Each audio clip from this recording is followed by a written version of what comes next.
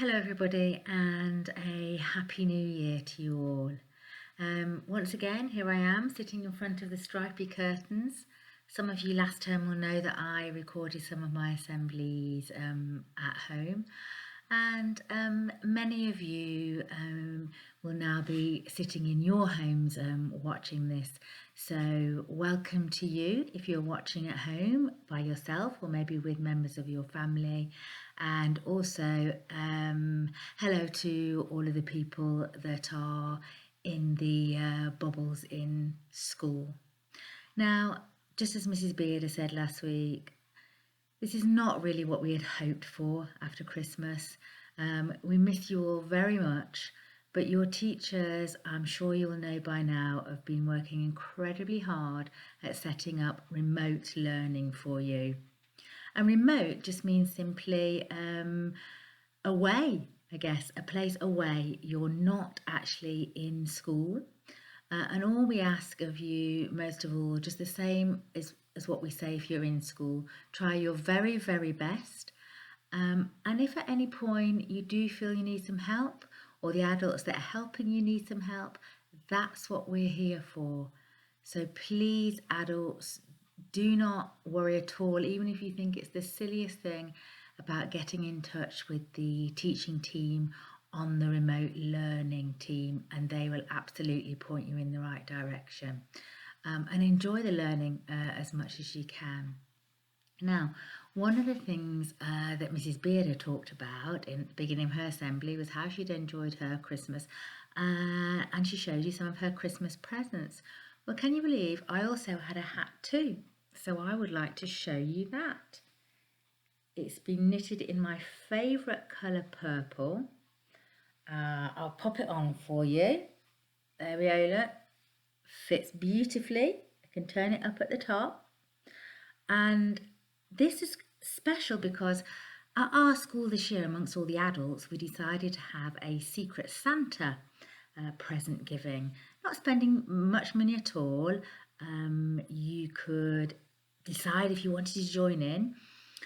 We all got somebody, and whoever got me knitted me this beautiful hat. They also bought me some really nice pens and post-it notes for my office and a bangle. So I would just like to say thank you to the adult who works at our school who knitted this for me. You've done a great job. But it's a bit of a secret, so I don't quite know who you are. So thank you very much anyway. There's my hat. Now, moving on to our core value for this half term, which is, as Mrs. Bearder said last week, aspiration. But before we move on, I don't know if you can see, I've been a bit crafty, but if you look this way, I've taken out the two core values that we've already worked on at school. Do you remember what they are? Yeah, that's right. Number one, respect, and number two is kindness and empathy. And I think it's incredibly important that we always remember the ones that we've done before, because we're always working all the time on all our values in school. We just focus on one at a time, but we always need to remember the others. So aspiration, can you say it? This is for the younger children who will be listening because it's quite a long word. So excuse me, Key Stage 2, but for younger children, can you say aspiration? Can we say it 5 times? Aspiration, aspiration, aspiration, aspiration, aspiration. Well done. It's a long word, isn't it? And what does it mean? It means when you really want to achieve something, you've got a real desire, a real aim. Maybe another word would be a goal. But when we're thinking of aspiration, I think you need to remember it's not like a want. It's not like oh, I've got an ambition. I really, really want a new toy, or I really, really want the latest phone. It's not a want, as in something material, something that you want. It's an ambition to achieve something. Maybe a desire to change something. And that got me on to thinking of resolutions, because I always love to think of New Year's resolutions, because next to my birthday in the year, I would say that New Year's Day has always been one of my favourite days of the year. I think I like the new feeling, that you can think about the things you might like to do that year, that you might like to achieve. And I know for the children that are now in year 3, you were always asking me last year, weren't you, about my resolutions, because they were to read every day and they were to not use plastic bags. And you were always asking me about it. And on the plastic bags, I did really, really well. On the reading every day, I started well, and I'd really hoped to read 24 books. And when I counted up at the end of the year, I'd read 10. And at first I thought, that's a bit rubbish. But then I thought, no, I've actually read 10 books. I didn't quite make the 24, but I've read 10. So this year, one of my resolutions is to read 12 books, to read one book every month, and I'm already halfway through one. So I'll have to let you know how I go on that, but it's something I really, really want to achieve. My second resolution, and I'm sure many of you, adults included, will nod your head when I say this. I need to spend less time on my phone. And I really, really want to do that. I found myself sort of just picking up my phone and browsing on it, and then I think of something else and I'm looking again, and before I know, I've been on it far, far too long. And the third one, and I'll tell you why in a minute, the third resolution I want to find out more about climate change. I don't know a lot about climate change, and I want to find out much more, and I'll tell you why in a minute.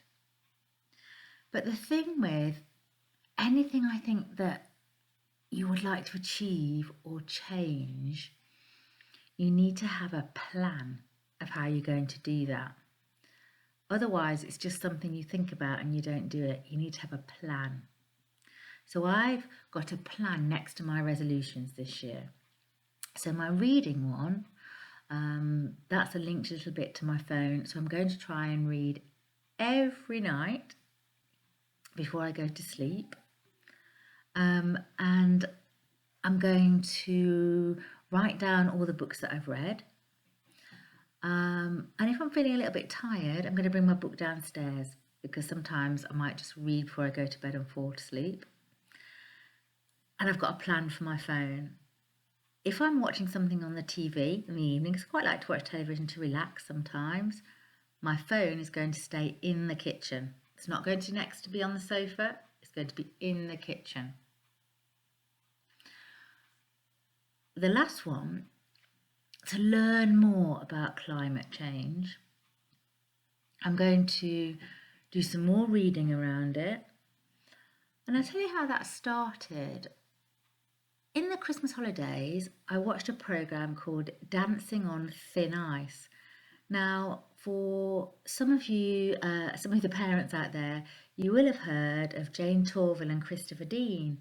Christopher Dean was from Nottingham, and Jane was too.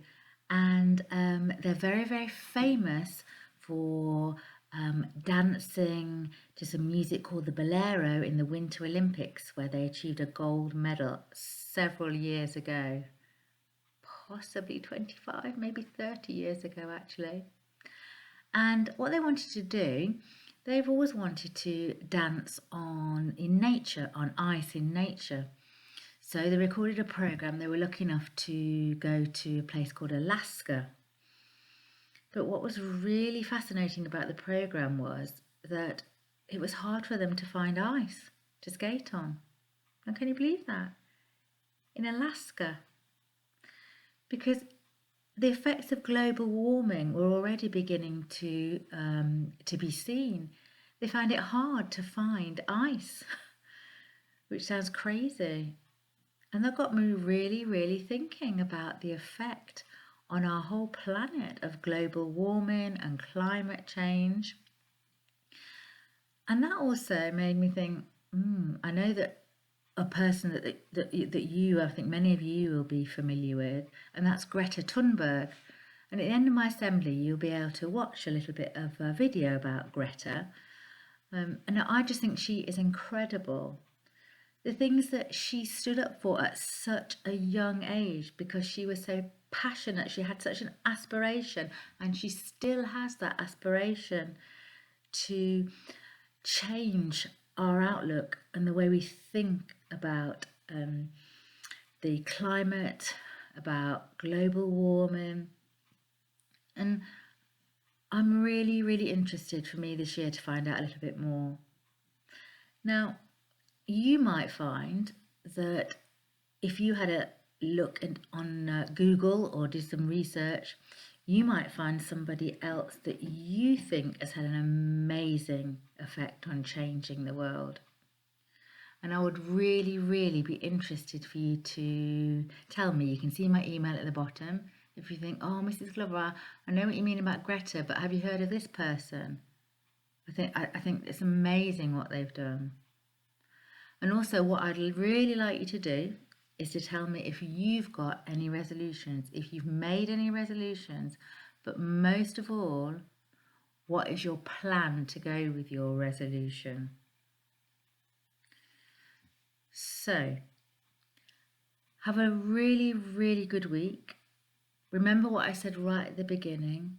Try your very, very best, whether you're learning at home or whether you're learning in school. And please, please email me. I can easily pick up emails. I can reply to you. Have you got any aspirations? Have you made any resolutions? What's your plan? Are you inspired by somebody that you'd like to tell me about? I'm really, really keen to stay in touch and hear from you. Have a good week. Speak soon.